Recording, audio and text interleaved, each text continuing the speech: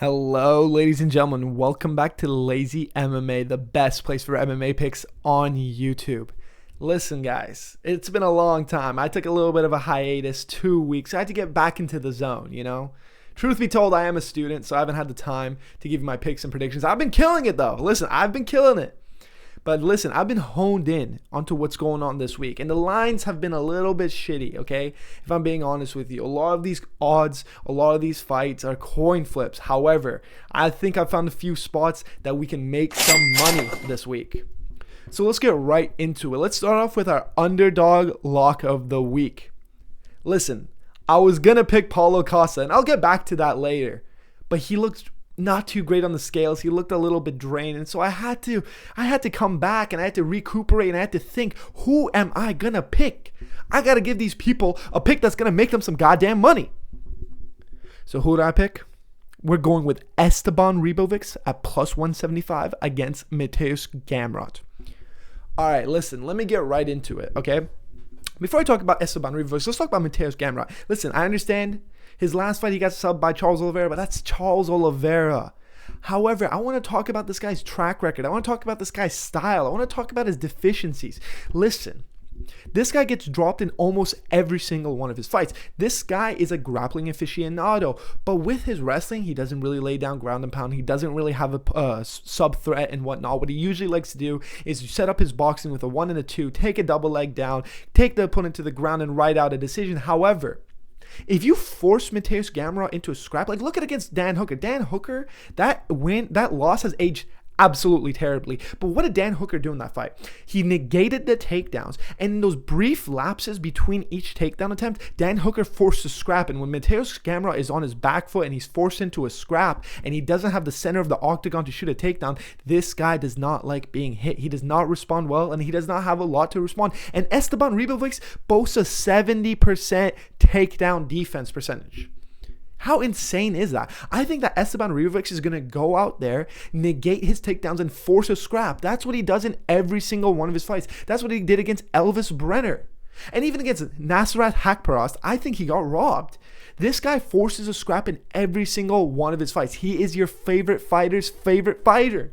This guy is out there to scrap, and Argentina is on the rise right now. Look at Ayin Perez in the women's division making a name for herself. Look at my boy Kevin Vallejos with his most recent beautiful knockout over Josh Emmett. I think that Esteban Ribovics is going to go out there, do what he does best, and I think that we're going to get ourselves an event in Argentina with Esteban Ribovics being the co-main. This guy's the new generation. This guy's the younger man. This guy's the more dynamic, faster, and more ruthless fighter in this fight. I think if Gamrot can't do what he always does, which is a non-relentless stop takedowns, if he's forced into a scrap with his back against the wall, I can even see him being put out. Esteban Ribovics is in there from start to finish in your face, and he's trying to hurt you. He's not in there to try to score points. He's not in there to try to have a little bit of a chess match. He's in there to force a dogfight. And when a dogfight is forced, man, Gamrot crumbles. Gamrot crumbles, and I think that that's what's going to happen here. I think Esteban Ribovics is going to show that the younger man, the hungrier man, is here to stay and here to win. And that's why we're going to lock him in at plus 175. All right, listen, this week, guys, other than underdog lock of the week and notable mentions of most confident favorites, I've decided to come up with a lock parlay. And for this weekend's lock parlay, we're going with only 2 legs that give us plus 202. That's ridiculous. For leg number 1, we're going to lock in Chris Taco Padilla against Marquil Medros. Listen, Marquil Medros is not the guy you think he is. He just came off a beautiful finish, but who was the finish against? It was a trash can who I don't rate, who's no longer even in the UFC. But let's talk about the fights where we actually have some testing sample so we could stylistically break this guy down. Do you guys forget the fight he had with Austin Hubbard? Dude, Austin Hubbard, not only was he out of his prime, the guy never had a prime. I can't sit here and be like, oh man, Austin Hubbard used to be a weapon. No, bro. Austin Hubbard forced this guy to a split decision, which was razor thin, and he got the nod. Are we serious here? Chris Taco Padilla is coming off a finish against a Bonfim brother. Okay, and I understand what you're gonna say. Chris Padilla missed weight by 2 pounds, but that's irrelevant. He would still be the bigger guy in this fight, and he didn't even look drained on the scales. He just couldn't make the weight, and that's not an issue. Chris Padilla is a multifaceted MMA fighter. He's not straightforward. He's in your face. He's ripping body shots. He's ripping leg kicks. But even when you're thinking you're in a toe-to-toe striking match with him, out of nowhere he's gonna blast a double leg. He's gonna throw in some sub threats. He's gonna lay down some mean ground and pound. This guy is dangerous everywhere, and this guy's mixing it up consistently. He does not have a straightforward game plan. He's an MMA fighter. He mixes the martial arts, and that's going to be too much for a guy like Marquil Medros, who only has a striking compartment. And even in the striking compartment, I don't think he poses that much of a danger as people think he does. He couldn't finish Austin Hubbard. He went to fucking tooth and nail with Austin Hubbard. Like, guys, what are we doing here? And the fact that Chris Padilla himself is at minus 155 is an absolute disrespect to my boy Taco. Now, let's move on to the second leg. We're locking in Yuri fucking Prochazka. Money line at minus 110. Listen, I talked about this in my video. I talked about this nonstop throughout the week. Ulberg is not ready for a guy like Yuri. Ulberg's also the older man. He's 36, man. Do you really think that this guy's made the career improvements that he needs to do at 36? I think that he came into the UFC a little bit too late into his career. On top of that, this guy only has 15 professional fights. Yuri has 40 professional fights. He's been a champion in other promotions such as Rising. This guy's fought elite level competition throughout his entire career. Yuri's also seen everybody and anybody. He's seen every single style. And Carlos Ulberg's style is an absolute perfection of fundamentalist kickboxing. Okay? And who's the last person that Yuri lost to? Okay. Yuri lost and got knocked out twice by Alex Pereira. I think we need a guy like Alex Pereira in order to beat a guy like Yuri. Yuri has a chin, guys. He's getting chinned by arguably the upcoming GOAT. You need to have power in your hands, and I don't think Ulberg does. Ulberg, I know he's coming off that knockout win against Dominic Reyes, but it's against Dominic Reyes. And on top of that, Dominic Reyes does not respond well to counter strikers, man. He just doesn't, and he got clipped for it. And also on top of that, Dominic Reyes has been knocked out 6 times in the past 4 years.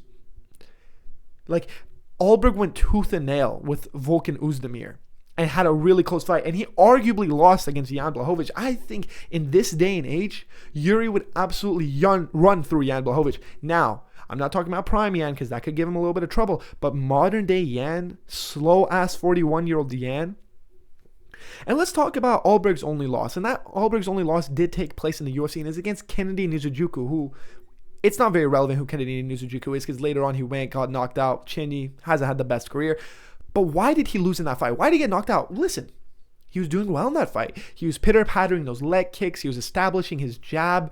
But what got to Ulberg was the non-stop pressure of Kennedy Nzechukwu. Even though Kennedy Nzechukwu was not having any success when going toe-for-toe, when he was forcing Ulberg against the cage, Ulberg was not responding well for the pressure. He had nothing for it. And he crumbled under it, man. He crumbled under it and he got finished. And I think that's exactly what's going to happen in this fight. I think Ulberg can come out there, keep the fight clean for 2 rounds maybe, pitter-patter those leg kicks, maybe establish his jab, but eventually when Yuri's pressure starts adding up, how is he going to respond?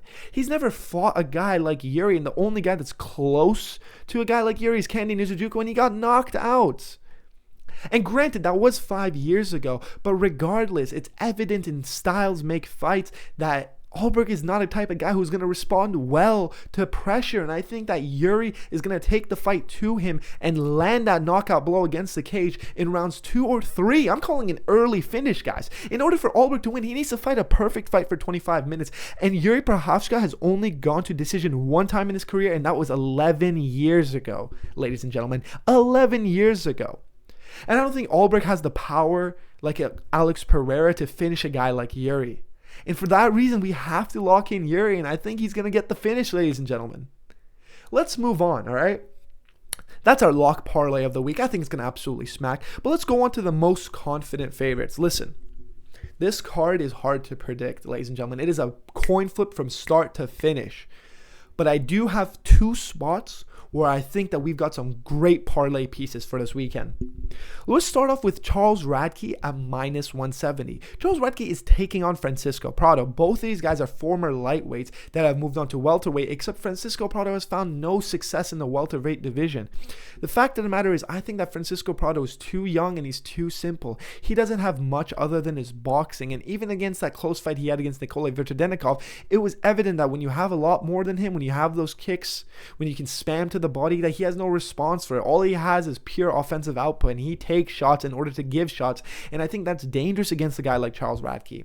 I understand that Charles Radke's been finished 2 in his last 5 fights, but who are those finishes against Carlos Prates, Mike Malott? Are we serious here? Are we really comparing Francisco Prado, who's lost 4 times in a row in the UFC, to those guys?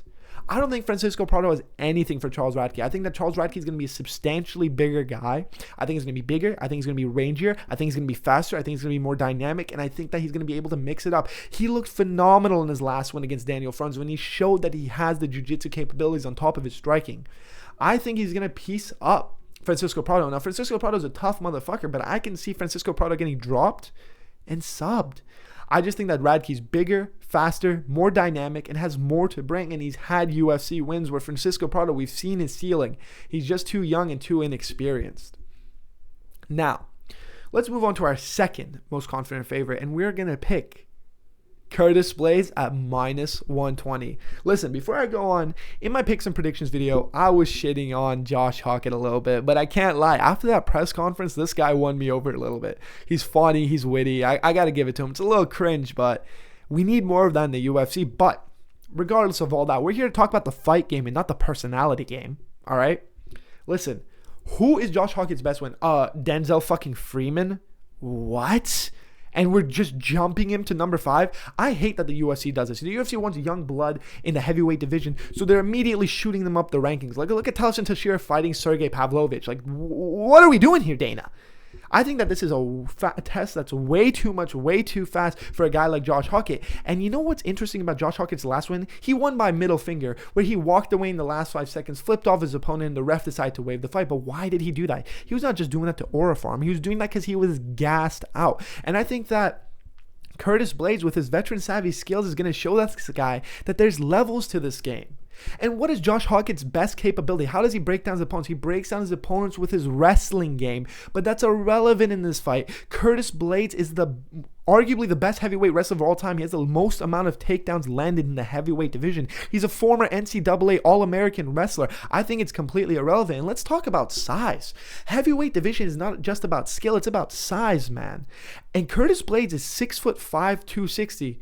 Dude, Josh Hokit was wearing Timbs at the face-offs. He's actually 6'1", and he weighed in at 238. I think he's undersized. I don't think he has the cardio. I don't think he has the experience. And I think his wrestling is completely irrelevant in this fight. I think that Curtis Blaydes, maybe he'll lose the first, but rounds 2 and 3, he's going to show him, man. He's going to show him what veteran savvy skills are. I mean, he already had an opponent like this where it's a better Josh Hokit was Rizvan Kuzniev. They have very, very similar styles, except Rizvan Kuzniev is a world-class kickboxer, and he was not able to get past the veteran savvy skills of Curtis Blaydes. I think that this is too much for Josh Hokit, and I think he's going to get knocked out. I really do. I really think that Curtis is going to put some fucking hands on him and show him what the heavyweight division really is. Now, let's move on to our alternate underdogs of the card. We're going to have to start off with the elephant in the room, Paulo Costa at plus 185. Listen, man, I want to pick this guy so badly as my underdog lock of the week, but he just looked drained on the scales. He didn't miss weight. He did make weight. He just looked exhausted, and it was surprising because this guy's fought at middleweight forever. Now, I think he took this fight against Azamat Murzakanov because he knows it's an easy fight. Dude, Azamat is 40 years old. Do you really think that this guy's making the rapid improvements you need to make to keep going up the rankings? Paulo Costa is a former title challenger. Paulo Costa is, holy fuck. Paulo Costa is a former top 5 contender in the middleweight division. This guy's been hinting at a moving up the weight of the divisions for a long time. And why has he chosen Azamat Murzakanov? It's because Azamat has nothing for him. Paulo Costa boasts an 80% takedown defense, so when Azamat starts getting pieced up a little bit, his takedown, when he usually relies on the takedowns to, reset and whatnot, it's going to be irrelevant in this fight. On top of that, Azamat, what he does really well is heavy-handed boxing, but I think Paulo knows that. Asmat has nothing except the boxing when it comes to the striking component. I think Paulo's going to keep his range. And you know what I think is going to be his best tool this fight? Body kicks, body kicks, body kicks. I think that Asmat has never fought a guy who's going to slam body kicks over and over again. And I feel like Paulo Costa is being disrespected a little bit. A lot of people are disrespecting him for the performance he had against Strickland. But dude, look at Strickland, man. Look what he's been doing. And he went tooth and nail with Paulo. Paulo stole a round off of him. Granted, he did lose unanimously, but he stole a round off Sean Strickland. He didn't get pieced up like people are saying. I think that Paulo's going to use his range. He's going to go to that body. He's going to negate the takedowns. And I think it's going to be too much for Asmat. But I don't think he's going to finish Asmat because Asmat is a tough motherfucker. I think that he's going to drag this fight out into the later rounds, slow him down, and secure himself a unanimous decision victory. Now, for my last notable underdog, it's going to be a little controversial.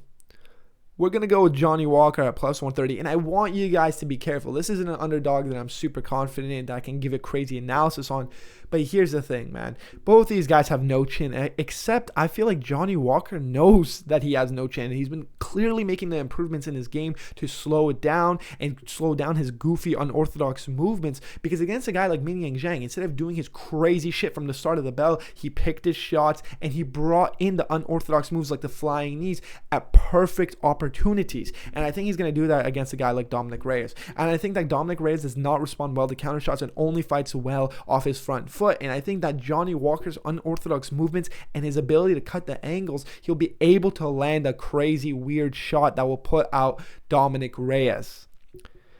But I wouldn't be surprised if Dominic Reyes puts some hands on him with the boxing and digs to the body and slows down the unorthodox movements. But man, Dominic Reyes has no chin. It doesn't even require a crazy shot to put out Dominic Reyes. And I think that getting one clean hit on him, which I really believe Johnny Walker will be able to do, he'll put out Dominic Reyes' lights. So that's been my bets for this card. Let me know down below what you think and who's your underdog lock of the week. I'm excited for these fights, ladies and gentlemen. We'll find out what happens on Saturday night. Lazy MMA, lazy analysis, serious results.